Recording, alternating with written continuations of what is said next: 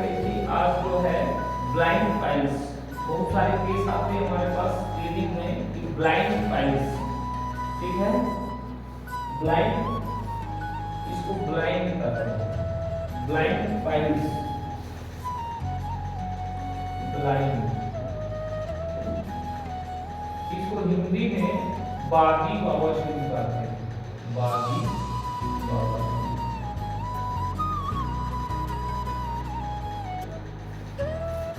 तो हेमोराइड दो प्रकार के हैं आपकी, जो बवासीर है पाइल्स दो प्रकार की है, पहला हेमोराइडल है और दूसरा ब्लाइंड। ब्लाइंड जो है ये किसी भी डिजीज को जब हम पढ़ रहे हैं तो डिजीज को पढ़ने में या दवाई लिखने में जो मैंने बताया है 3 पार्टों में चीजों को बांटना, तब आप जाकर के सिलेक्शन ऑफ रेमेडी अच्छे से कर पाएंगे। यानी कि रोगी को अगर आपको ठीक करना है तो 3 पार्टों में इन चीजों को हमें बांटना है, हर बीमारी को 3 पार्ट में। पहला क्या है? Organic, organic remedy. दूसरा क्या है? Principle remedy, principle remedy. तीसरा क्या है? सिम्प्टोमेटिक, सिम्प्टोमेटिक रेमेडी, ठीक है। अब जब हम प्रिंसिपल रेमेडी में जाते हैं तो इसमें कॉन्स्टिट्यूशनल भी आता है, रिस्पॉन्सिबल ऑर्गन भी आता है, ठीक है। रिस्पॉन्सिबल फैक्टर ऑर्गन या जितने भी प्रभावी तत्व, प्रभावी चीजें हैं उन बीमारियों के होने से जिनका मैनिफेस्टेशन जो है वो मूल रूप से इस ऑर्गन पे दिखता है। सिम्टम यहाँ पे आपको इंडिकेट होता है, लेकिन इसका जो शोइंग है, दिखना है, जो फिजिकल अपीयरेंस है वो ऑर्गन में दिखता है और ये सिम्टम के रूप में हमें दिखता है। चाहे कोई भी बीमारी आपके शरीर में हो रही है तो ये 3 तरीकों से हमें सिलेक्शन ऑफ रेमेडी जो है वो करनी है। किसी भी रोगी का सिलेक्शन ऑफ रेमेडी जो है इसी आधार पे हमें करना है। तो इस आधार पे जब हमें सिलेक्शन करना है तो इसी आधार पे हम इन बीमारियों को पढ़ने की कोशिश करते हैं ताकि हम सही रूप में दवाओं का चयन जो है वो कर सकें कि आगे कौन सी दवाएं हम इसमें चला सकें। हमारे जो चैनल का जो मूल उद्देश्य है वो ये उद्देश्य है कि सिलेक्शन ऑफ रेमेडी, चाहे वो स्टूडेंट है, डॉक्टर है, उसको कम से कम सिलेक्शन ऑफ रेमेडी आ जाए। How to select the remedy, हमारा प्रयास यह है कि हम सिलेक्शन ऑफ रेमेडी जो है लोगों को सिखा सके, बता सके, जो बहुत बड़ी कमी रही। बहुत सारे तरीके लोगों ने अपने तरीके से डेवलप किए हुए हैं, तो ये पिछले 10 वर्षों में जो हम लोगों ने इसको करके जो अनुभव आया है उसको हम डेवलप किए हुए हैं, तो उसी आधार पे हम लोगों को बताते हैं। तो आप हमारे चैनल को ज्यादा से ज्यादा लाइक करें और सब्सक्राइब भी करते रहें। तो इसमें जो ब्लाइंड पाइल्स है, ब्लाइंड पाइल्स, तो ब्लाइंड पाइल्स में क्या होता है कि इसका जो मरीज आता है पहले तो हमारे पास क्या लेके आता है? लक्षण लेके आता है, सिम्टम लेके आता है। तो इसमें क्या होता है कि मल त्यागते समय पीड़ा, बहुत ही पीड़ा होती है इसको, और एक मस्से का स्वरूप जो है गुच्छे के रूप में उसके मल द्वार पे मिलता है, मस्से का आकार, और मल त्यागने में अधिक कष्ट उत्पन्न करता है।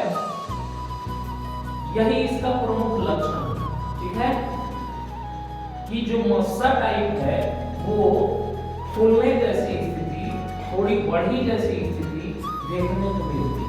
इसमें या तो रक्त की मात्रा बहुत कम या ब्लीडिंग होता ही नहीं है। वैसे वर्षों वर्षों तक ये जो चीजें हैं ये पड़ी रहती हैं, वर्षों वर्षों, ठीक है, लंबे समय तक ये चीजें उसी मलद्वार पे पड़ी रहती हैं, ठीक। मरीज पेशेंट टू पेशेंट जो सिम्टम होते हैं वो वेरिएट करते हैं, वेरिएशन होता है उनके सिम्टम्स। ऐसा नहीं है कोई भी रोगी आपकी क्लिनिक में आएगा, वही ब्लाइंड बाउशीर का वो कहेगा कि पेन हो रहा है, दर्द हो रहा है, इचिंग हो रही है, लेकिन वहीं कोई मरीज आएगा तो बोला कोई दर्द नहीं, बस मस्सा बढ़ गया है। यानी कि खासकर जितने भी रोगी हैं इस तरह के, तो वो अलग अलग तरह के लक्षण लेके हमारे पास आते हैं, ठीक। तो हेमोराइड का क्या ज्यादा पहचान करेंगे कि उसमें ब्लीडिंग की मात्रा जो है ज्यादातर होती है, ब्लीडिंग ज्यादा होता है, लेकिन इसमें जो है ब्लीडिंग या तो बहुत कम होगी, बहुत नॉमिनल होगी, या तो ब्लीडिंग हुई नहीं।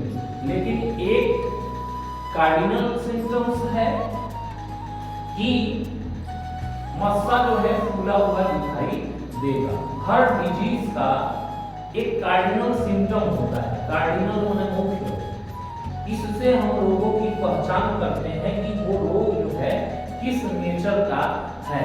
तो ये आपको समझ में आ गया कि सिम्टम्स, तो सिम्टम क्या आ गए आपके कि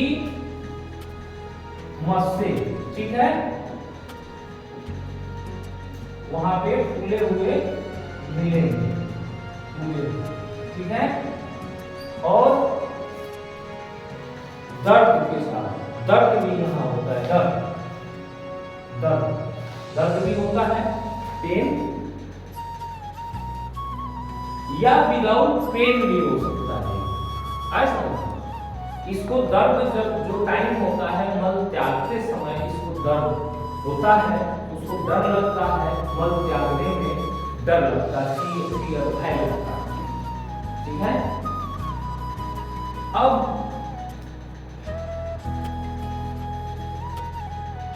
दूसरा आते हैं, इसका ये पेन हो गया, इचिंग भी हो सकती है, खुजली, ठीक है,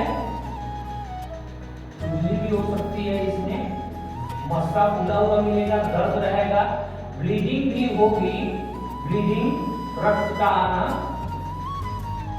लेकिन इसमें बहुत नॉमिनल होगा या नहीं होगा, बहुत नॉमिनल। ये इसके लक्षण जो है हमें देखने में मिलेंगे, ये मरीज लेके आएगा, दैट इज द सिम्टम, ठीक।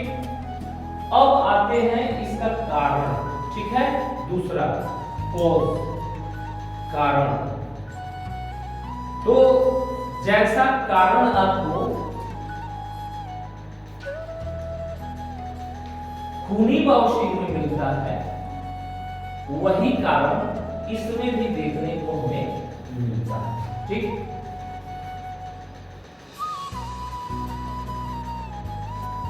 यानी कि जो कारण उसमें हमें देखने में मिले, सेम कारण हमें इसमें भी देखने को मिलते हैं, वही सेम कारण इसमें भी होता है। तो क्या कारण है? Constipation is the most important cause. Piles के हर केस में कॉन्स्टिपेशन जो है जरूर मिलता है,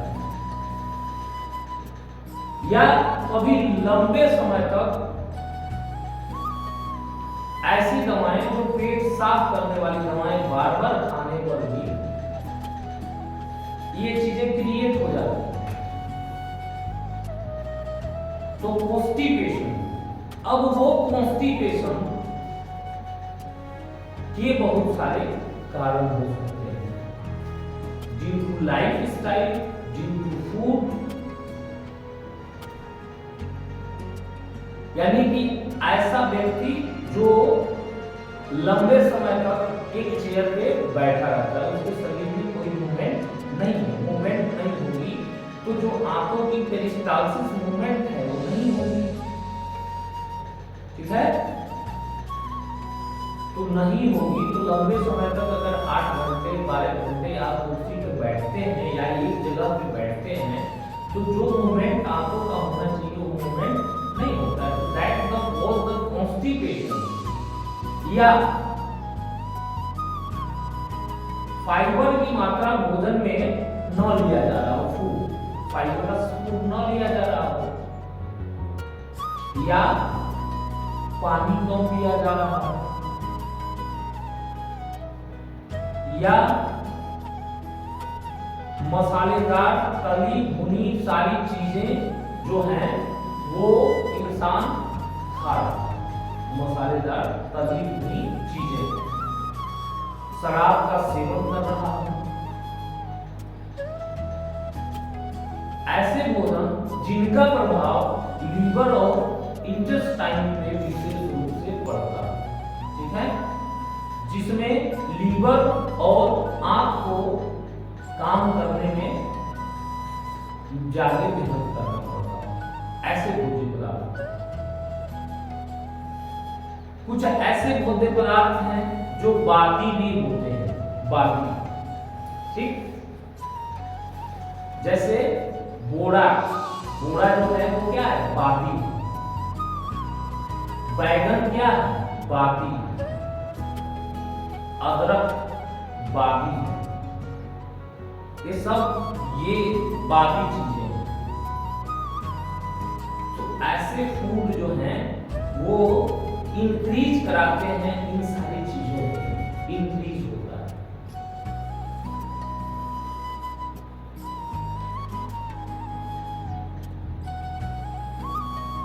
तो ऐसी चीजों को हम फूड से बंद, अब कारण में आपका ये भी आ गया, ठीक,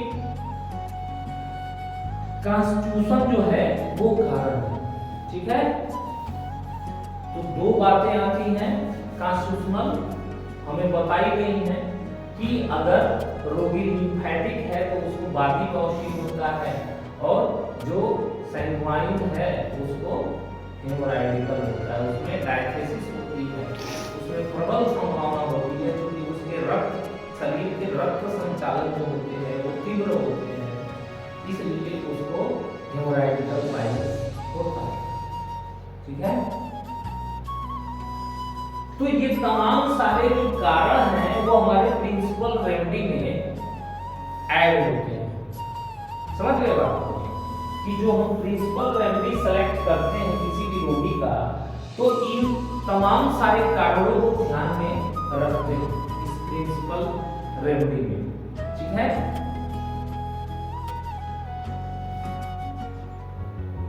तो इस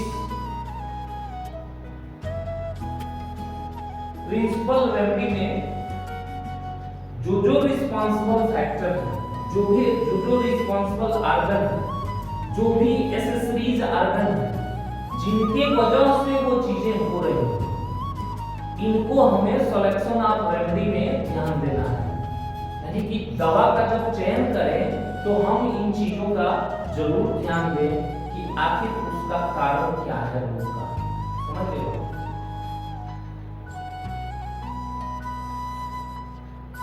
कई बार हम रोगी को केवल कॉन्स्टिट्यूशनल रेमेडी से भी ठीक कर सकते हैं, ठीक, जो classical practice in the electrohomeopathy है, कई लोग जो है करते हैं, तो केवल कॉन्स्टिट्यूशनल रेमेडी से भी रोगी को ठीक किया जा सकता है, क्योंकि वो क्या करता है, कारणों पे काम करता है। यानी रोग का जो कारण माना गया है इलेक्ट्रोहोम्योपैथी, बिगड़ा हुआ प्रकृति, ठीक, इंसान की प्रकृति बिगड़ जाए तो वो रोगी हो जाता है, ठीक, ऐसा माना गया है। तो ड्यू टू जो कॉन्स्टिट्यूशनल रेमेडी है, कई बार हम रोगी को जब नहीं समझ में आता है तो लिखा भी गया है कि आप केवल यशमन दे दें तो भी रोगी के बहुत सारे रोग जो है कुछ भी ना समझ में आए तो यशमन दे दें, ठीक है। कई किताबों में ऐसा वर्णन मिलता है। तो ये जो प्रिंसिपल रेमेडी है ये काम करती है उन कारणों पे, उन सभी कारणों पे जो कारण हैं रोगी के, वो जिस कारण से रोग हुआ है, ठीक। तो सिलेक्शन ऑफ रेमेडी जो है हमें उसी आधार पर करना है, चाहे कोई भी रोगी हमारे पास आ रहा है, ठीक। तो आसानी से हम चिकित्सा कार्य किसी भी रोगी का कर सकते हैं। आसान है हमें चिकित्सा कार्य करना उसका, अगर हम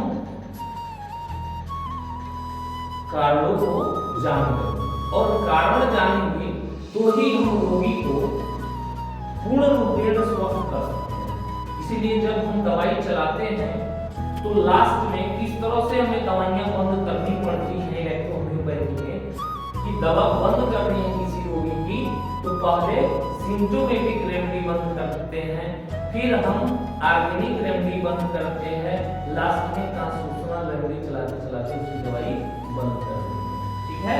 बैलेंस द ट्रांसफ्यूजन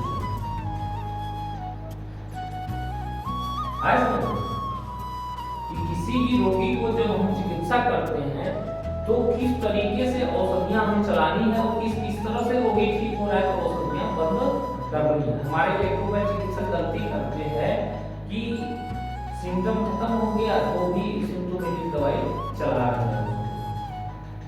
मान लो भूख खत्म हो गया तो भूख खत्म होकर फिर भी उसको खिला रहे हैं तो क्या होगा उसको शरीर डिसबैलेंस हो जाएगा ना, बिना भूख के खिला दे। तो जब भी आपको दिखे कि अब सिम्टम जो है वो रिड्यूस हो गया, खत्म हो गया, तो आपको कारण और अंग की दवाई चलानी है केवल, और कारण और अंग की दवाई चलाने के बाद धीरे धीरे आपको ट्रांसफ्यूशनल रेमेडी पे आना है कि प्राकृतिक दवाई चला के उसको बंद कर देनी है, रोगी ठीक हो जाएगा। यानी कि रोगी की पूर्ण रूपेण चिकित्सा करनी है तो ठीक है। अब ये पूरी तरह से सीखने के लिए जो आप इतनी चीजें हैं इसको और डीप सीखने के लिए हमारी दो तरह की ट्रेनिंग चल रही है, बेसिक इलेक्ट्रोहोम्योपैथिक ट्रेनिंग प्रोग्राम और एडवांस इलेक्ट्रोहोम्योपैथिक ट्रेनिंग प्रोग्राम। तो हो सकता है कि हम अभी चालू कर रहे हैं उसको 50 लोगों का मेरा बैच बन रहा है, जिसमें यानी कि बेसिक ये इसके अंदर का जो बेसिक है सारी चीजें हैं उस बेसिक को भी हम बताने का प्रयास, बेसिक को भी पढ़ा रहे हैं आपको, ठीक है, कि ये किस तरीके से हम चीजों को समझे। यानी कि बेसिक नहीं समझेंगे तो ये भी समझना बड़ा मुश्किल होगा इस बेसिक को। तो उस बेसिक और एडवांस दो तरह के हमारे द्वारा, हमारे कॉलेज के द्वारा, हमारे ट्रस्ट के द्वारा दो तरह के ऐसे प्रोग्राम ऑल ओवर इंडिया में चलाए जा रहे हैं, जिसको आप हमारा फॉर्म ले करके और भर करके और ट्रेनिंग कर सकते हैं, जो बिल्कुल निःशुल्क है और उस ट्रेनिंग का हिस्सा आप बन सकते हैं। वो ट्रेनिंग निःशुल्क है बिल्कुल। तो अब आते हैं हम, ये हो गया कारण, आपको समझ में आ गया कि क्या क्या कारण हो गए इसके, बाकी बाउशिट किसी को हुआ है तो इसके क्या क्या कारण हो गए, ठीक। अब तीसरा आया आर्गन। तो आर्गन जो आया तो जो खूनी में जो आर्गन है वही आर्गन इसमें भी, ठीक, कि आपका जो रेक्टम है, रेक्टम प्लस भेंस, रेक्टम हो गया, भेंस हो गया। अब रेक्टम की आप बनावट देखेंगे तो उसी आधार पे उसमें औषधियों का हम चयन करते हैं। कभी कभी आप देखते हैं कि C5 रीजन तो वहां एचिक हमारी मसल्स भी है, ठीक है, वहां भेंस भी है, वहां मेम्ब्रेन्स भी है, ठीक है। तो क्या हुआ है वहां पे रेक्टम आ गया, आर्गन में क्या आया रेक्टम। तो रेक्टम को पढ़िएगा, रेक्टम आ गया और भेंस आ गया, और वहां जो मेम्ब्रेन है हमारी मेम्ब्रेन, ठीक है, म्यूकस मेम्ब्रेन। वहां पे मेम्ब्रेन्स होती है। तो ये सारी चीजें जो हैं ये आ गई आपकी, ये 3-4 चीजें आपको देखने में आ गई। जो ये चीजें हैं ये आपको देखने में मिलेगी कि ये आर्गन हो गए, आपके कारण हो गए और ये सिम्टम हो गए। ये 3 चीजें आपको समझ में आ गई कि ये 3 चीजों को जब हम कवर करेंगे तो हम सिलेक्शन ऑफ रेमेडी आसानी से कर ले जाएंगे। ठीक है, तो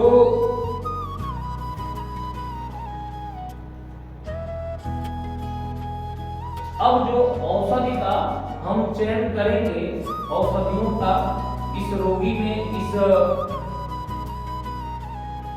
ये जो ब्लाइंड पाइल्स का कोई रोगी आ रहा है तो हम इन औषधियों का चयन वहां पे किस आधार पे हम चीजों को करेंगे। तो कभी कभी ये मस्से टाइप के आकार के हो जाते हैं, मस्से टाइप के आकार। ठीक,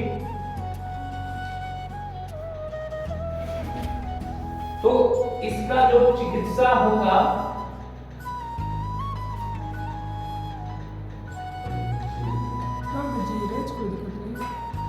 अब ये चीजें आपको समझ में आ गई। ये ऑर्गेनिक रेमेडी, प्रिंसिपल रेमेडी और सिम्प्टोमेटिक रेमेडी। अब ये 3 तरह की औषधियां जो हैं हमारे पास हमें मिल गई, 3 तरह की चीजें हमारे पास आ गई। अब इसी 3 आधार पे हम औषधियों का चयन करेंगे। ठीक है, अब रोगी जो है मस्सा लेकर के आया है, पेन हो सकता है, नहीं हो सकता है, तो इसमें हमारी जो दवाई हो सकती है वो C5A2 और वेनम,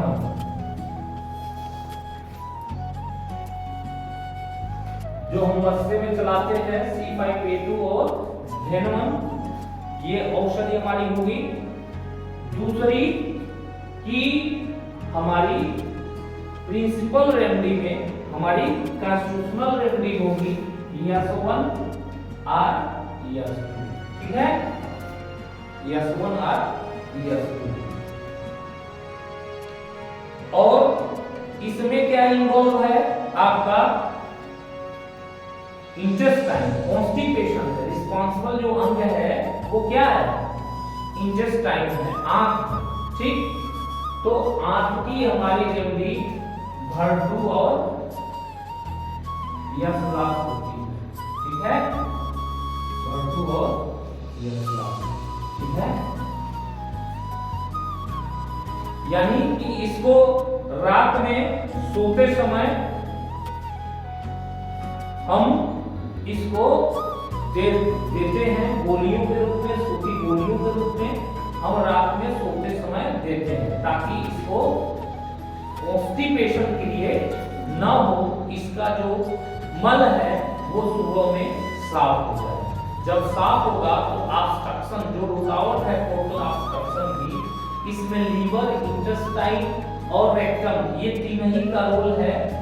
तो हमारी रेक्टम की दवाई हो गई और कॉन्स्टिट्यूशनल रेमेडी हो गई और कॉन्स्टिपेशन की रेमेडी हो गई, जो भरटू और यशलास हो गई, जो आपकी इंटेस्टाइन की रेमेडी।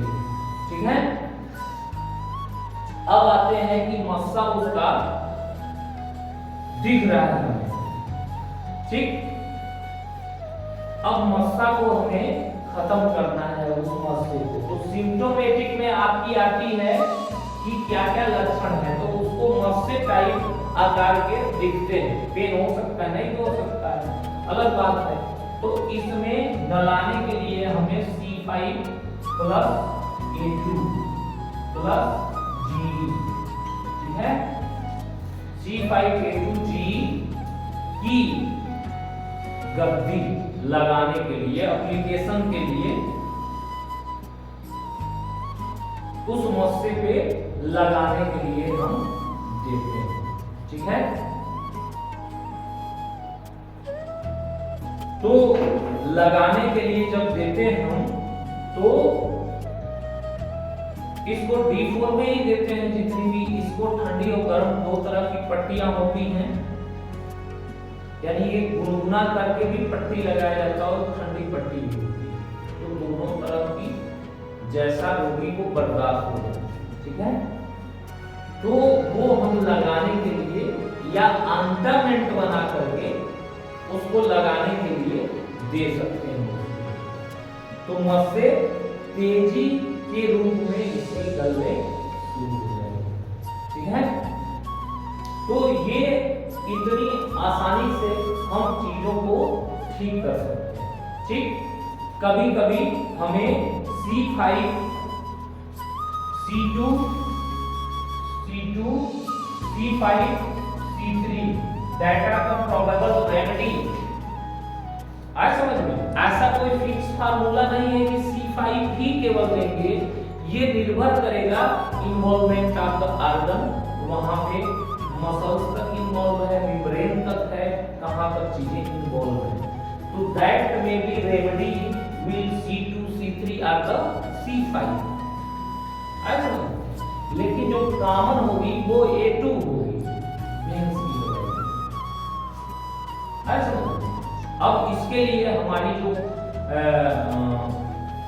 मटेरियल मेडिकल है, जो अभी हम पढ़ाएंगे अपने बेसिक ट्रेनिंग प्रोग्राम में और एडवांस ट्रेनिंग प्रोग्राम में, इसके लिए आपको इसमें हम पढ़ना पड़ेगा, तब जाके आप समझ पाएंगे कि C2 या C3 या कौन सी हम चलाएंगे। ठीक है, वो डिटेल चैप्टर है, ये वीडियो में इतना संभव नहीं है कि इसको हम बता पाएंगे कि किस तरह की चीजों में कैसा हमें चलाना है, लेकिन प्रोबेबल रेमेडी आपकी C5, C2 और C3 हो सकती है इन चीजों में।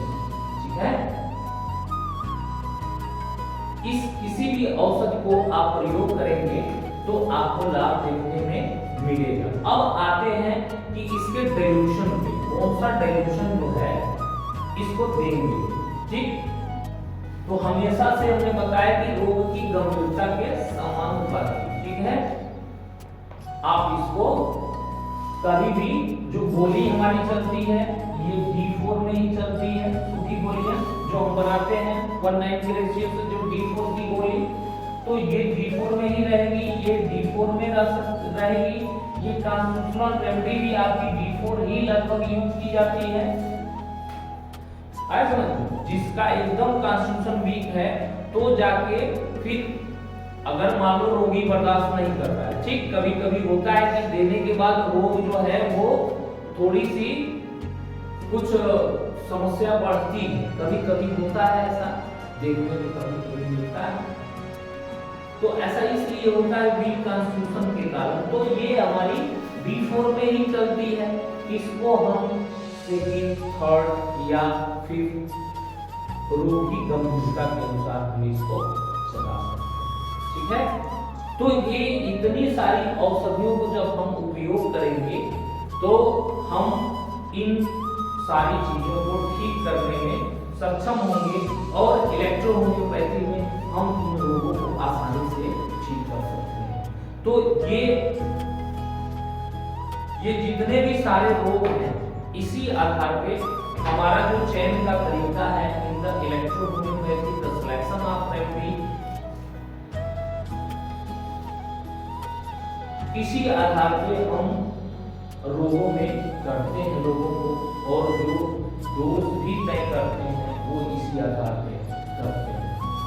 और डिटेल सीखने के लिए जो हमारे कोर्स हैं बेसिक और एडवांस, इन कोर्सों में आप फॉर्म भरके आप आ सकते हैं। ये निःशुल्क हमारे कोर्स चल रहे हैं बेसिक और एडवांस के, ताकि लोग जो है ज्यादा से ज्यादा इलेक्ट्रोहोम्योपैथी की प्रैक्टिस करना शुरू करें और इसको सीखें। तो